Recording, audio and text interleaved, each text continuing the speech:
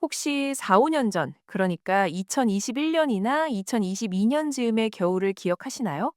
영하 10도의 칼바람이 부는데도 백화점 앞에는 밤새 텐트가 쳐져 있었습니다.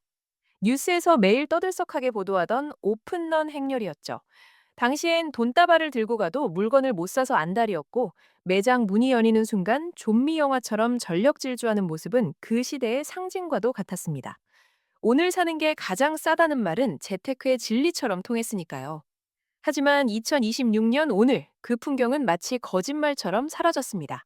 밤샘 대기줄은 옛날 이야기가 되었고, 콧대 높기로 유명했던 명품 브랜드들이 이제는 VIP 초대전이라는 명목으로 슬그머니 30%, 40% 할인 문자를 보내고 있습니다.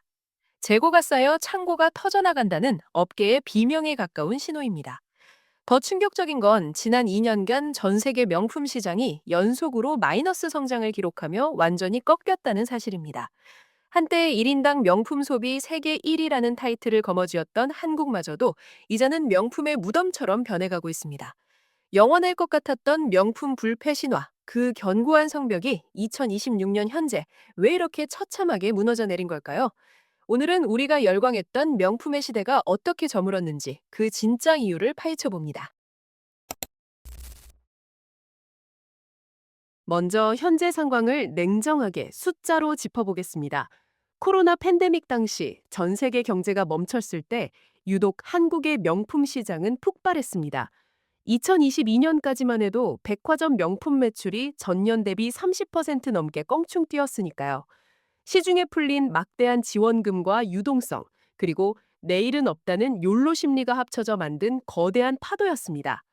하지만 2023년 하반기부터 시작된 균열은 2026년과 2025년을 거치며 거대한 붕괴로 이어졌습니다.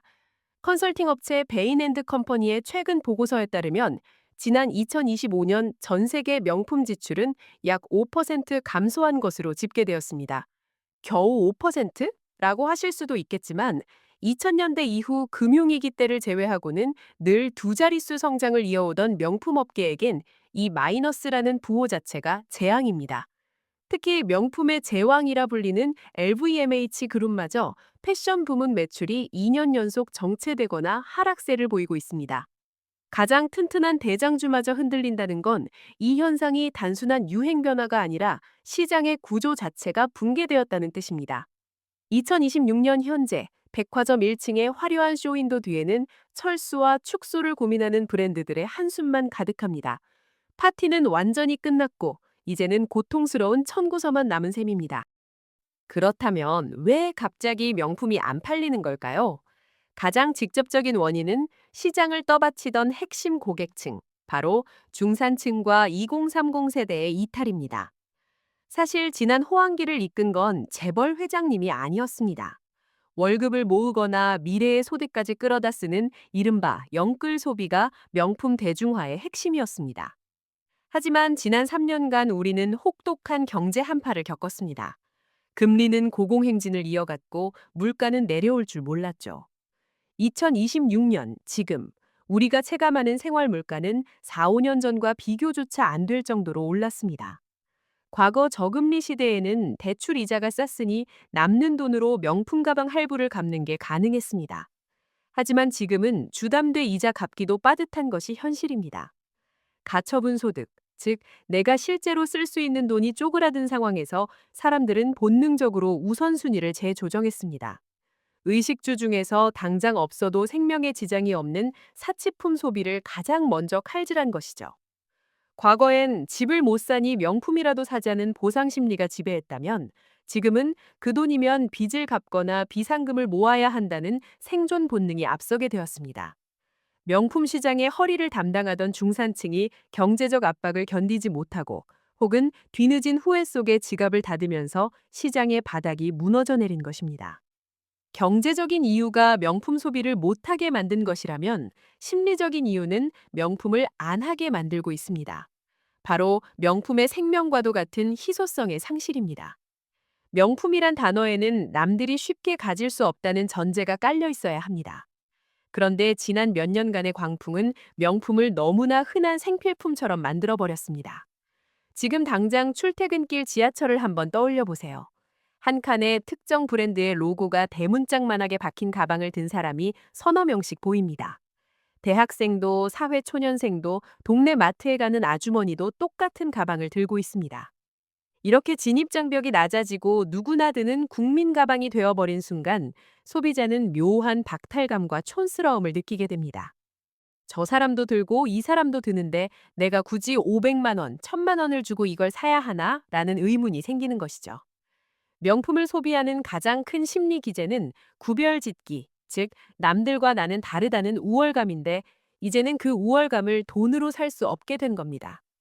아이러니하게도 브랜드가 대중화를 통해 매출을 폭발적으로 늘린 그 순간 명품의 가장 강력한 무기인 희소성은 스스로 사라져버렸습니다. 지금 지하철에서 마주치는 수많은 명품 가방들은 부러움의 대상이 아니라 한때의 유행이 남긴 흔적처럼 느껴질 뿐입니다. 하지만 여기서 우리가 주목해야 할 흥미로운 점은 명품 시장의 불황이 모든 브랜드에게 공평하지 않다는 사실입니다. 시장 내부에서도 극명한 양극화가 벌어지고 있습니다. 누구나 아는 대중적인 명품 브랜드, 이른바 메스티지 브랜드들은 매출 감소로 울상을 짓고 폐점 소식까지 들려오지만 에르메스 같은 초고가 하이엔드 브랜드는 2026년에도 여전히 건재합니다. 이유는 간단합니다. 하이엔드 브랜드의 주 고객층은 경기의 영향을 거의 받지 않는 최상위 부유층이기 때문입니다. 금리가 올라도 물가가 올라도 그들의 자산 가치는 오히려 상승했고 지갑 두께는 얇아지지 않았습니다. 게다가 이런 브랜드들은 돈이 있다고 물건을 팔지도 않습니다. 꾸준히 구매 실적을 쌓아야 인기 제품을 보여주는 폐쇄적인 전략을 고수하는데 이 콧대 높은 태도가 오히려 아무나 못 산다는 확실한 인증이 되어 희소성을 지켜주고 있는 겁니다. 반면 중산층과 젊은 세대를 타깃으로 로고 플레이를 펼치며 몸집을 불렸던 어중간한 명품 브랜드들은 직격탄을 맞았습니다. 이탈한 고객들이 바로 이 브랜드들의 주 소비층이었기 때문이죠. 결국 명품 시장은 진짜 부자들만의 닫힌 리그와 대중에게 외면받는 열린 리그로 쪼개지고 있습니다. 어중간한 위치의 명품들은 이제 사치품으로서의 신비감도 생필품으로서의 실용성도 잃은 채 가장 애매한 위치에서 생존을 걱정해야 하는 처지가 되었습니다. 이런 경제적 심리적 변화는 2026년 현재 완전히 새로운 소비 트렌드를 정착시켰습니다. 불과 몇 년 전만 해도 SNS에 명품 언박싱 사진을 올리는 게 성공의 척도였다면 이제 그런 과시는 철없다거나 아직도 저러나 하는 눈초리를 받기 십상입니다. 사람들의 인정 욕구가 소유에서 태도로 옮겨갔기 때문입니다. 최근 몇 년간 지속된 다이소강 열풍이나 듀프 소비의 일상화가 이를 증명합니다. 듀프란 명품과 디자인이나 품질이 비슷하지만 로고값 거품을 뺀 저렴한 대체품을 뜻하죠.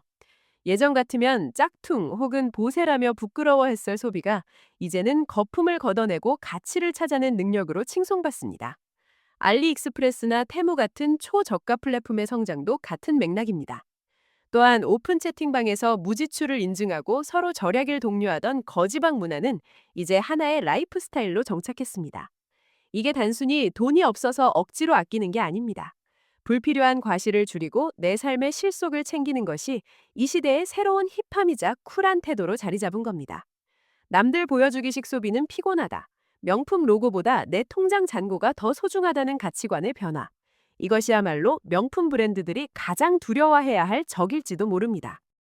위기에 빠진 글로벌 명품 기업들은 이제 짐을 싸서 밖으로 나가고 있습니다. 중국과 한국 시장마저 시들해지자 인도나 중동 같은 신흥 부국들을 새로운 기회의 땅으로 보고 있는 것이죠. 실제로 루이비통이나 디올 같은 브랜드들은 최근 2년간 인도 뭄바이나 중동 지역에 초대형 매장을 공격적으로 오픈했습니다. 아직 명품의 맛을 보지 못한 3억 명의 새로운 중산층이 대기 중이다라는 장밋빛 전망을 내세우면서요. 하지만 다수의 경제 전문가들은 이것이 근본적인 해결책이 되긴 어렵다고 봅니다. 물론 매출의 빈자리는 어느 정도 메울 수 있겠지만 한 번 훼손된 브랜드의 이미지와 가치는 쉽게 회복되지 않기 때문입니다. 이미 선진국 시장에서 한물간 유행, 식상한 과시라는 인식이 퍼지기 시작하면 인터넷으로 연결된 신흥 시장의 소비자들도 금방 그 눈치를 채게 됩니다. 트렌드의 전파 속도는 그 어느 때보다 빠르니까요. 단순히 물건을 팔 대상을 바꾸는 돌려막기식 전략으로는 시대가 요구하는 가치의 변화를 따라잡을 수 없을 겁니다. 명품 브랜드들이 스스로 혁신하지 않고 로고 장사에만 매달린다면 신흥시장 역시 몇 년 뒤 똑같은 몰락의 길을 걷게 될 것입니다. 지금까지 2026년 현재 명품 시장의 몰락과 그 배경을 살펴봤습니다. 요약하자면 중산층은 돈이 없어서 떠났고 부유층은 너무 흔해져서 흥미를 잃었으며 젊은 층은 과시보다 실속을 챙기는 것이 더 멋지다고 생각하게 된 결과입니다. 결국 지금의 위기는 단순한 경기 침체의 탓만은 아닙니다.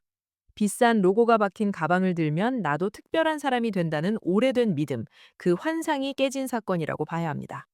우리는 이제 알게 되었습니다. 나의 가치는 가방의 가격표가 아니라 내 삶을 대하는 태도에서 나온다는 것을요. 영상을 마치며 여러분께 묻고 싶습니다. 2021년, 2022년 그 뜨거웠던 시전에 구매했던 여러분의 명품 가방은 지금 어디에 있나요?